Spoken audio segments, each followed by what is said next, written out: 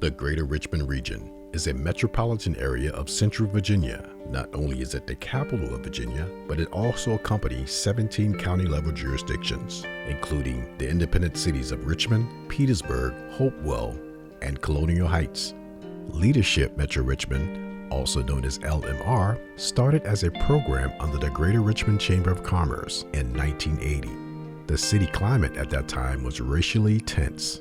The intent behind creating a leadership program of this nature was to improve relations between communities, specifically north and south of Broad Street.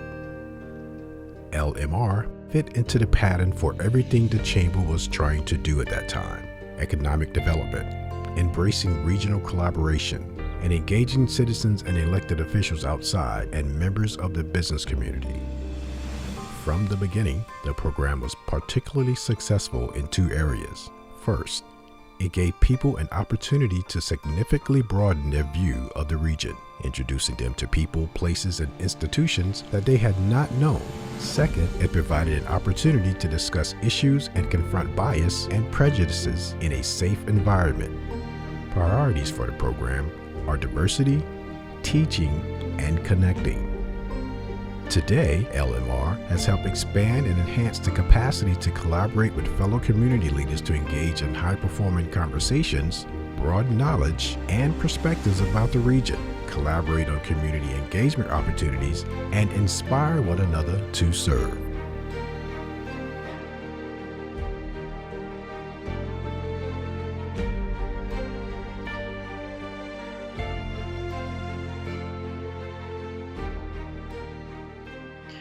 So,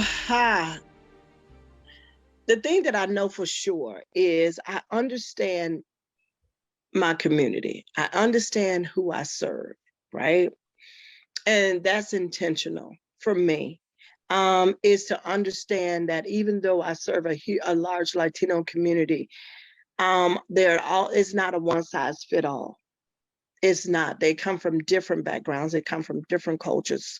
Colombians are not the same as, people from the DR. But we all have one common struggle, and that's good quality food and food insecurity. And me understanding that pre-COVID and then in the midst of COVID. And most of our calls came in because people were out of work. They couldn't go out. And we still had to do our jobs with pickup. We do food pickup for Feed More, and we do it at different stores, Food Lion, Targets, several Targets, and direct store pickup in the warehouse. And our whole platform became drive-through food boxes. Food banks only provide one of them, and SNAP provides the rest. We're blessed in that we provide 2 out of the 12, which makes us doing more than most food banks. But nevertheless, that starts helping you define what the role of a food bank is and what scale food insecurity is in this country. So one of the things we do is we have SNAP outreach. So we try to get more people on SNAP. Only about 65% of my clients are on SNAP. A lot more of them are eligible, but they don't get on it.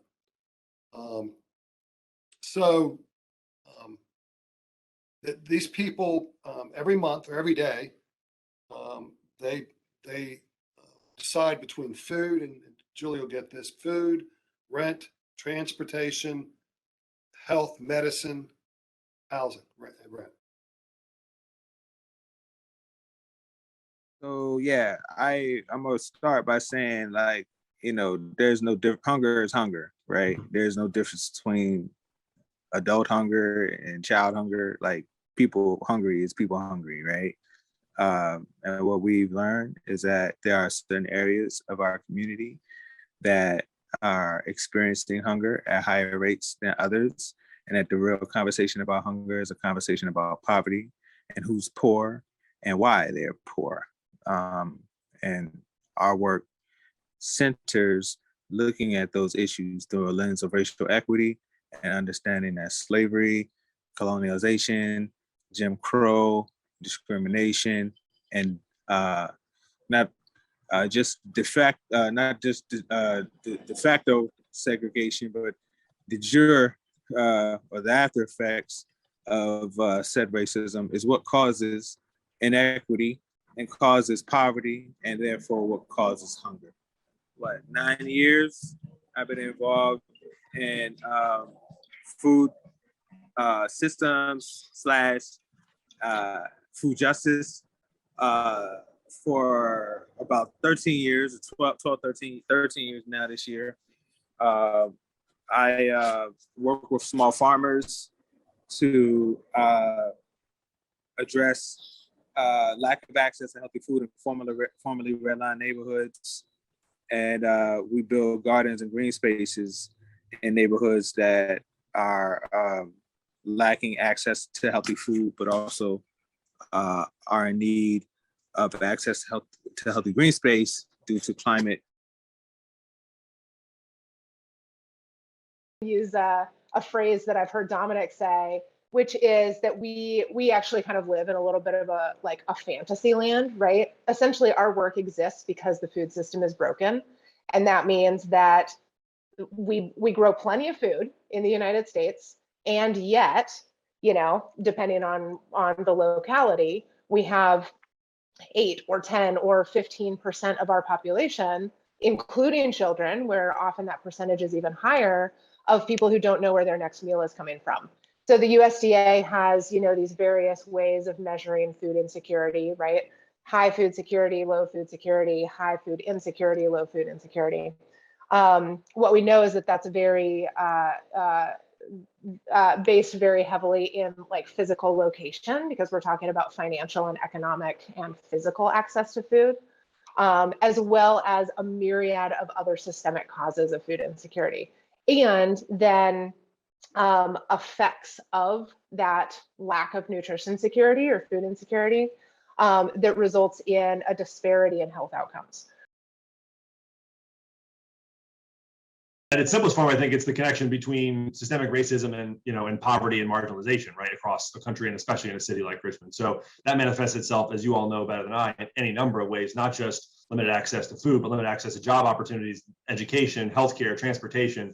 So it's multi-layered, compounded. And so when we look at, you can put map on top of map on top of map, right? And we've probably all seen them about how a redlining map lines up against a current sort of map of food access, right? And so the same ways in which we've isolated and separated and marginalized communities economically and otherwise is also manifests itself through food. But then of course through the food system, we've then further created additional racism in any number of ways. Some as silly as just that young children of color are targeted more with ads for junk food, right? Not only are they then growing up in the communities that have the hardest time accessing affordable quality, healthy food. And the folks that are serving them most often look like Aaron and I, right? So, we could just keep adding layer on layer on layer on layer if you want to. There's a lot of folks that are being left out, and there are conversations about how we can, reach those people. Of course, COVID throws a wrench in it. There were thoughts about trying to figure out ways to establish transportation, whether it be like a shuttle or, having folks just doing delivery type services, or even a share or some type of a service where we can pick people up. But, of course, with COVID going on, that throws a huge hurdle in those thoughts and ideas and plans for the time being. But there's definitely a lot of folks that are probably falling through the cracks. What we have, we feel like we're doing great work, but there's always ways to tweak it to make it even better and to try to impact even more people. Through research, interviews, and the journey itself, our LMR immersion team became acutely aware of one of the major issues surrounding food insecurity: the lack of access to information and disconnect between food insecurity organizations and the communities they seek to serve.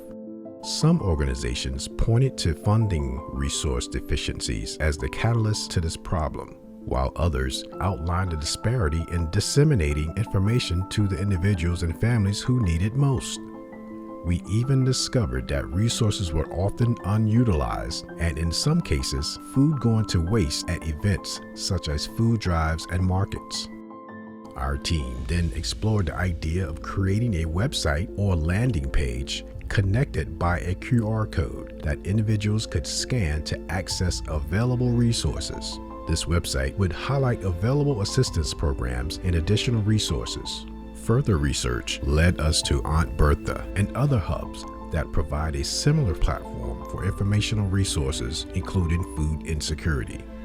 Aunt Bertha is an extremely valuable resource. However, it is not widely known or accessed by the public, which again further demonstrates the disconnect. Therefore, to avoid duplicating the efforts of existing organizations, the focus of our team shifted to a hands-on recommended approach involving LMR participants and our communities.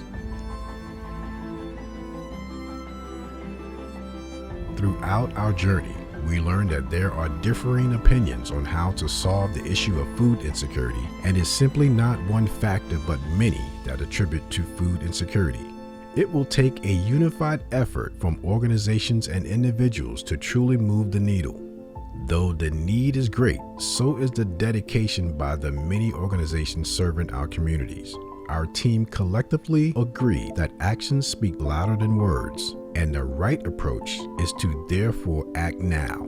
Rather, we believe that if we all contribute a little now to bolster the good work that our community organizations are already doing, our whole will be greater than the sum of our parts. But simply, our recommendation is to raise awareness of the many organizations in Richmond who are already working to address food insecurity, to understand what each needs to fulfill its mission, and to engage others to help bridge these gaps by simply getting involved. Furthermore, to be involved. The Food Insecurity Immersion Team invites each of you to join us in our volunteer journey. We will be equipped with information during our presentation on May 4th, 2022, showcasing the many ways you can help our communities. Let's all volunteer now.